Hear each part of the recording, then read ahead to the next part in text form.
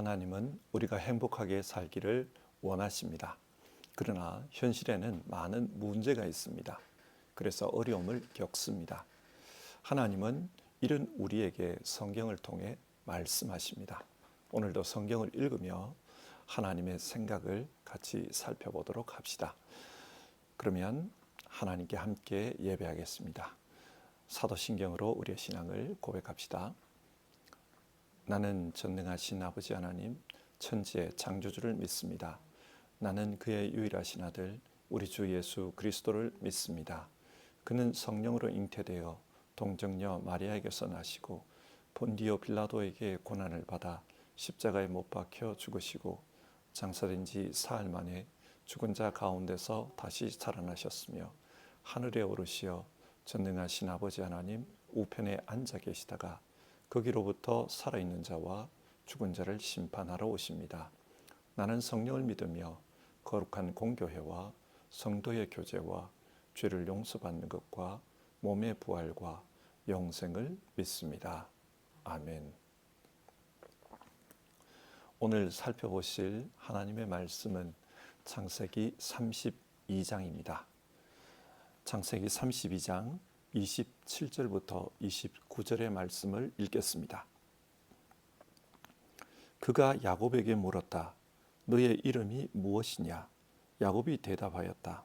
야곱입니다. 그 사람이 말하였다. 네가 하나님과도 겨루어 이겼고 사람과도 겨루어 이겼으니 이제 내 이름은 야곱이 아니라 이스라엘이다. 야곱이 말하였다. 당신의 이름이 무엇인지 가르쳐 주십시오. 그러나 그는 어찌하여 나의 이름을 묻느냐 하면서 그 자리에서 야곱에게 축복하여 주었다. 아멘. 야곱은 고향 가나안 땅으로 돌아옵니다. 20년 만에 귀향이었습니다. 한편으로는 마음이 설레었을 것입니다. 그러나 다른 한편으로는 큰 부담이 있었습니다. 그것은 바로 형 에서 때문이었습니다. 20년 전 에서의 마지막 모습은 아버지만 돌아가시면 내 손으로 너를 죽여버리겠다. 그렇게 분노한 모습이었습니다. 야곱은 그런 에서의 분노를 잘 알고 있기 때문에 마음에 큰 부담이 있었습니다. 그래서 심부름꾼을 보내 먼저 에서에게 인사를 올립니다. 제가 돌아왔습니다. 그런데 심부름꾼들이 전해온 소식은 에서가 야곱을 치기 위해 400명의 군사를 데리고 온다는 것이었습니다. 그 소식을 듣고 야곱은 두려웠습니다. 그래서 하나님 앞에 간절히 기도드립니다. 하나님의 도우심을 요청하며 그렇게 기도했습니다. 하지만 두려움이 사라지지 않았습니다. 그래서 야곱은 에서의 분노를 달랠 심산으로 선물을 보냈습니다. 많은 양의 가축을 보냈습니다.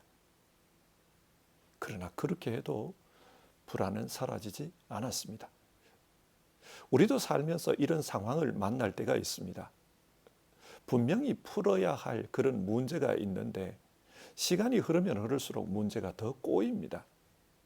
답답하고 고민은 되지만 어떻게 풀어야 할지를 모를 때가 있습니다. 기도해봐도 여전히 문제는 계속되는 것 같은 그런 상황들이 지속될 때가 있습니다. 야곱은 이런 문제 앞에서 잠을 잘 수 없었습니다. 그래서 뜬 눈으로 밤을 보냅니다. 그런데 그때 하나님께서 야곱에게 찾아오셔서 씨름을 겁니다. 여러분, 하나님이 왜 야곱에게 씨름을 걸었을까요? 오늘 본문은 여기서 시작됩니다. 예수님의 제자들이 문제를 만났습니다. 예수님 없이 갈릴리 바다를 건너고 있었는데 그때 바다에 큰 풍랑이 일었습니다. 그런 풍랑 가운데서 씨름하고 있을 때 새벽녘에 사람 같은 형체가 배 옆으로 지나갑니다. 제자들은 유령인 줄 알고 놀라 소리쳤습니다. 하지만 그분은 주님이었습니다. 나다. 놀라지 말아라. 주님은 물결 위를 걷고 계셨습니다. 그것을 본 베드로가 신기해서 말합니다. 만약 주님이시면 저를 명하여 무리를 걷게 해 주십시오. 그래서 베드로는 무리를 걸었습니다. 그러나 몇 발자국 걷다가 무섭게 일렁이는 파도를 보고는 금방 물에 빠지고 말았습니다. 예수님은 그런 베드로를 향해 손을 내밀었고 베드로를 건져주셨습니다. 그러면서 믿음이 적은 사람아 왜 의심하였느냐 그렇게 말씀합니다. 여기서 의심이라는 단어가 중요합니다. 이 단어는 헬라어로 디스타조인데 시선이 갈라졌다 그런 뜻입니다. 베드로는 한눈으로는 무리를 걷고 계시는 주님을 보고 있었습니다.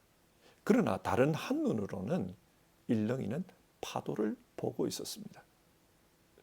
주님을 보고 믿으면서도 동시에 파도를 보고 두려워하는 것, 이것이 의심입니다. 의심은 시선이 갈라지는 것입니다. 여러분, 하나님이 야곱에게 왜 씨름을 걸어오셨을까요? 지금 야곱의 시선이 갈라져 있기 때문입니다. 그는 두려움 앞에 하나님 도와주십시오. 문제를 해결해 주십시오. 그렇게 기도했습니다. 하나님을 바라보았습니다. 하지만 다른 한눈으로는 자기의 재산을 바라봅니다. 많은 가축을 보내면 에서의 분노가 풀리겠지. 그는 돈으로 에서를 달래보려고 했습니다. 사람들은 문제가 생기면 이런 식으로 반응합니다. 하나님과 세상 두 쪽을 다 바라보며 어느 방법이 더 나을지 그것을 생각합니다. 그리고 이 방법이 안 되면 저 방법이 통하겠지 그런 식으로 생각합니다. 하나님을 믿지만 동시에 의심하는 것입니다. 이것이 지금까지 야곱이 살아온 삶의 방식이었습니다. 그는 그것을 지혜롭다고 생각했습니다. 이 방식이 안 되면 저 방식이 되겠지. 어떤 대책이 있는 것이라고 생각했습니다. 이렇게 잠꾀를 부리며 하나님 앞에서 교활하게 살았습니다. 세상과 하나님 사이에서 교묘한 줄타기를 하며 자기가 원하는 것을 손에 쥐고자 했습니다. 그러나 하나님은 이젠 더 이상 야곱이 잔꾀를 부려서는 안 된다. 그렇게 잔꾀를 부리며 사는 것을 원치 않습니다. 왜 그렇습니까? 약속의 땅 가나안으로 돌아왔기 때문입니다. 그래서 하나님은 야곱에게 씨름을 걸어오십니다. 하나님만 쳐다보라는 것입니다. 정신없이 공격당하는 가운데 야곱의 시선이 하나님께 모아지기를 원하셨던 것입니다. 야곱은 지금 자신에게 씨름을 걸어오는 분이 누구인지를 모릅니다. 옛날에는 나루터 같은 곳에서 강도들이 많이 활동했다고 합니다. 요즘으로 말하면 사람들이 많이 오가는 교통의 요충지에 숨어 있다가 지나가는 사람을 기습 공격하는 방식으로 강도짓을 했습니다. 야곱은 야복 강가에서 야복강 나루터에서 공격을 당했습니다. 그가 강도인 줄 알고 열심히 싸웠습니다. 새벽 동이 터올 때까지 그렇게 싸웠습니다. 그러나 싸우는 가운데 이 사람이 강도가 아니라는 것을 알게 됩니다. 아마 야곱이 더 집요하게 싸웠던 것 같아요. 그러자 그 사람이 야곱의 엉덩이뼈를 쳤다고 합니다. 고관절을 때린 것입니다. 고관절이 일그러지면 걸음을 제대로 걸을 수가 없습니다. 그런 상태에서 계속 씨름을 한다는 것은 말이 안 됩니다. 그런데 그분이 야곱에게 져주었습니다. 야곱은 자기에게 축복해 주지 않으면 놓아주지 않겠다. 때를 쓰면서 축복해 달라고 합니다. 그때 그분이 묻습니다. 내 이름이 무엇이냐? 왜 이름을 물었을까요? 야곱이라는 이름을 몰랐기 때문에 하나님께서 이름을 물은 것입니까? 아닙니다. 이름을 묻는다는 것은 그 사람의 정체성을 묻는 것입니다. 너는 지금까지 어떻게 살아왔느냐? 네가 생각할 때 너는 어떤 사람이냐? 야곱이 대답합니다. 저는 야곱입니다. 야곱이라는 이름은 발목을 잡았다, 그런 뜻입니다. 다르게 번역하면은 남을 속이며 살았다, 사기치며 살았다, 그런 뜻입니다. 저는 지금까지 제가 원하는 것을 얻기 위해 남을 속이며 살았습니다. 발목을 붙잡고 늘어졌습니다. 그래서 지금도 이렇게 붙잡고 늘어지고 있는 것입니다. 이 대답을 하는 순간 야곱의 눈은 감겼을 것입니다. 그리고 자신의 모습이 보였을 것입니다. 내가 어떻게 살아왔는지 누구보다도 내가 잘 알게 되었습니다. 그러나 그때 하나님께서 뭐라고 말씀하십니까? 이제 내 이름은 야곱이 아니라 이스라엘이다. 이스라엘. 이 단어는 다스리다, 이기다, 그런 뜻의 샤라와 하나님이라는 뜻의 엘이 합쳐진 말입니다. 그러니까 이스라엘은 하나님께서 너를 다스린다, 그렇게 번역할 수도 있고, 혹은 너가 하나님을 이겼다, 그렇게도 번역할 수 있습니다. 하나님께서 지금 야곱에게 져 주셨습니다. 야곱이 승리자가 되도록 만들어 주셨습니다. 그런데 이것을 통해 교훈하는 것은 이제부터는 하나님의 다스림만 믿고 살아라. 그러면 너는 이스라엘 승리자가 될 것이다, 그것입니다. 그런데 야곱이 승리자가 되도록 하시는 하나님의 방법이 무엇입니까? 엉덩이뼈를 일그러지게 만드는 것이었습니다. 엉덩이뼈가 일그러져 걷기도 어렵고 힘을 쓰며 살 수도 없습니다. 이제 야곱이 걸어가는 길은 자신의 힘으로 걷는 것이 아닙니다. 하나님께서 그의 힘이 되어 주셔서 걷는 것입니다. 그렇게 하나님을 자기 힘으로 삼으면 그는 승리자가 됩니다. 자, 이 사건을 에서의 입장에서 다시 한번 생각해 봅시다. 에서는 지금 큰 부자가 되어서 돌아오는 그 야곱을 만나러 갑니다. 아마 에서는 이런 생각을 했을 것입니다. 야곱이 돌아오면 자신이 장자라고, 이 가나안 땅에서 자기가 장자라고 장자의 권리를 요구할 것이다, 그렇게 생각했을 것입니다. 이런 야곱을 혼내주기 위해서 에서는 군사를 이끌고 가는 것입니다. 야곱에게 군사력으로 맞서려고 합니다. 그런데 가다 보니 야곱이 중간에 선물을 보냅니다. 그 선물을 보면 무슨 생각을 했겠습니까? 너 지금 부자라고 돈 자랑하는 것이냐? 그런 생각이 되었을 것입니다. 그래서 그 선물을 보면 오히려 화가 더 났을 것입니다. 이런 상황에서 하나님께서 제시한 문제의 해결법은 엉덩이뼈를 치는 것이었습니다. 이제는 제대로 걷지도 못합니다. 33장을 보면 에서와 야곱이 만나는데 그때 야곱이 7번이나 땅에 엎드려 절을 했다고 합니다. 자, 한번 상상해 보십시오. 다리를 쩔뚝거리며 쩔뚝쩔뚝 걸어오다 또 엎어집니다. 또 일어서서 걷다 또 엎어집니다. 에서가 상상했던 야곱의 모습은 부자가 되어서 거만한 모습으로 대가족을 이끌고 내가 이 땅에서 장자입니다, 장자권을 내어놓으십시오, 그렇게 요구할 줄 알았는데 걷지도 못하는 모습으로 에서의 발 앞에 엎드립니다. 이것을 보며 에서의 감정은 혼란스러웠을 것입니다. 그렇게 내 가슴에 못을 박고 떠났으면 잘 살기나 할 것이지 왜 이렇게 불구의 몸이 되어 나타났느냐. 한편으로는 미움의 감정이 솟아나오고 한편으로는 동정의 마음이 그의 마음에 밀려왔습니다. 그래서 에서가 어떻게 반응합니까?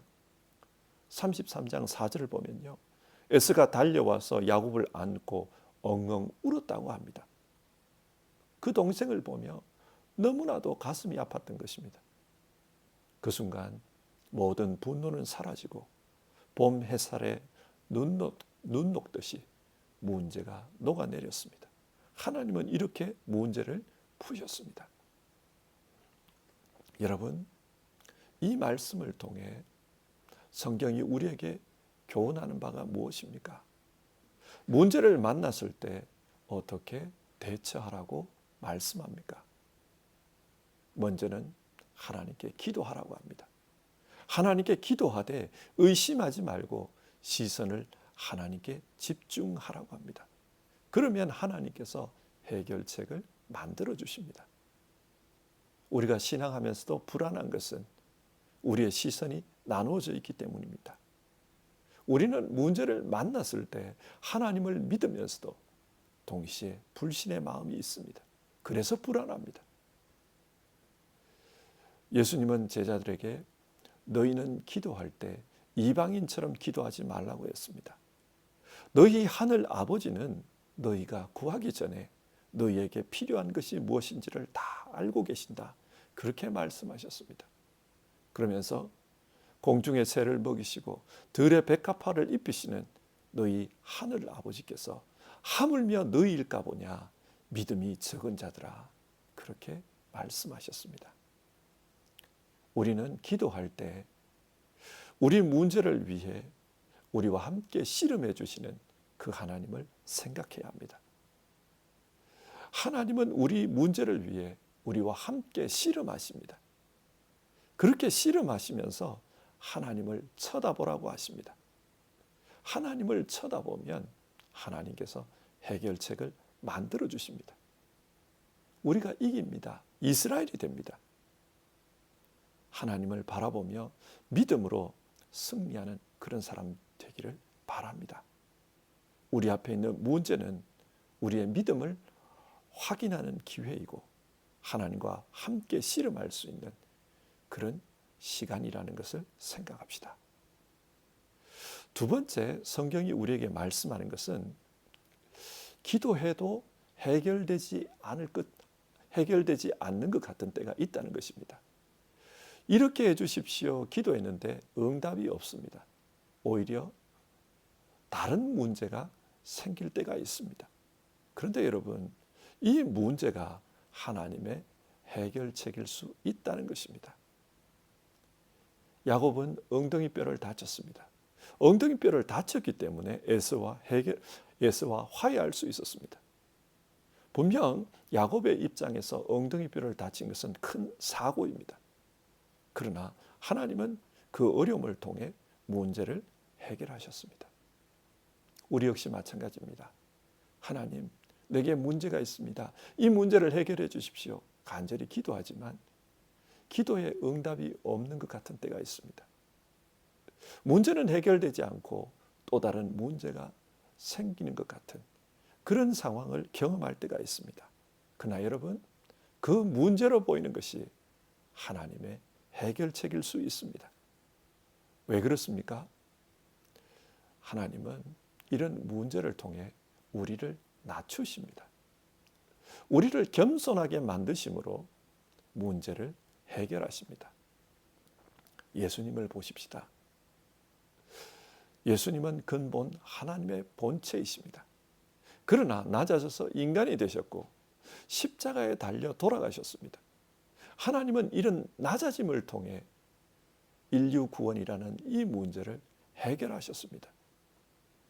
때론 하나님은 우리에게도 이 십자가의 방법으로 문제를 해결하라고 하십니다. 낮아지는 것이 문제 해결의 방법이라는 것입니다. 그래서 이렇게 해결해 주십시오 요구했지만 그 요구를 들어주시지 않을 때가 있습니다.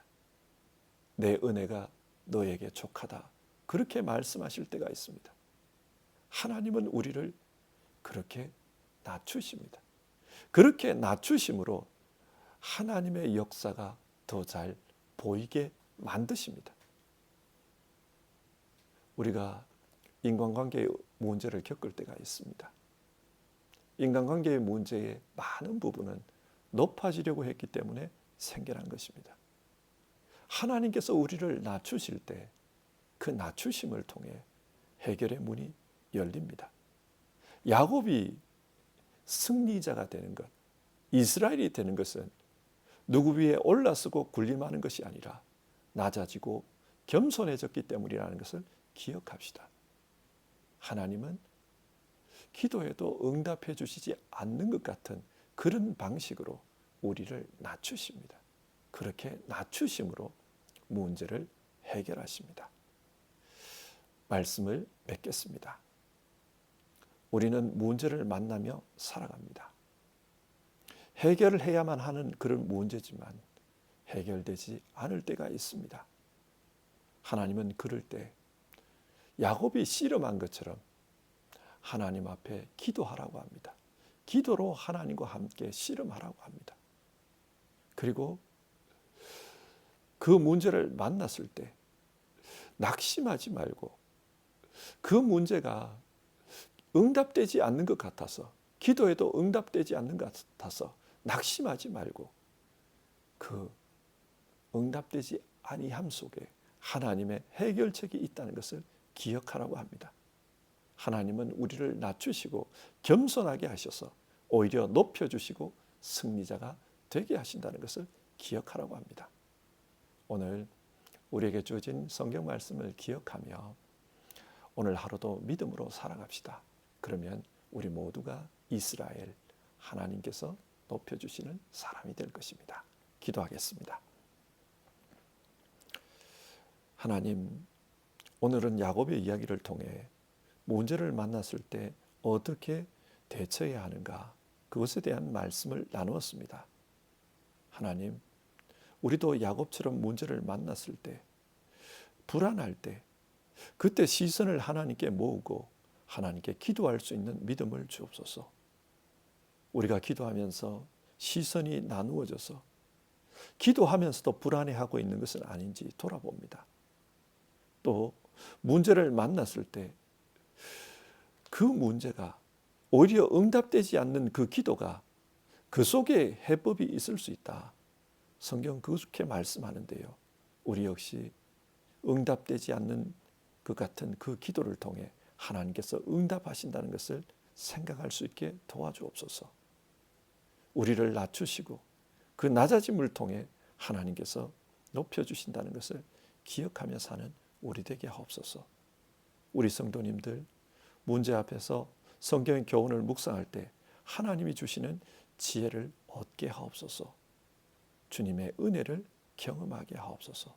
그래서 실제로 하나님이 해결해 주시는 문제를 해결해 주시는 것을 경험하게 하시고 우리를 믿음의 이스라엘 되게 하시는 것을 경험케 하옵소서. 우리 주님 예수님의 이름으로 기도드립니다. 아멘. 오늘도 우리에게 주어진 말씀 의지해서 하루를 살아가도록 합시다. 주님 가르쳐 주신 기도로 아침 예배를 마치겠습니다. 하늘에 계신 우리 아버지, 아버지의 이름을 거룩하게 하시며 아버지의 나라가 오게 하시며 아버지의 뜻이 하늘에서와 같이 땅에서도 이루어지게 하소서. 오늘 우리에게 일용할 양식을 주시고 우리가 우리에게 잘못한 사람을 용서하여 준 것 같이 우리 죄를 용서하여 주시고 우리를 시험에 빠지지 않게 하시고 악에서 구하소서. 나라와 권능과 영광이 영원히 아버지의 것입니다. 아멘.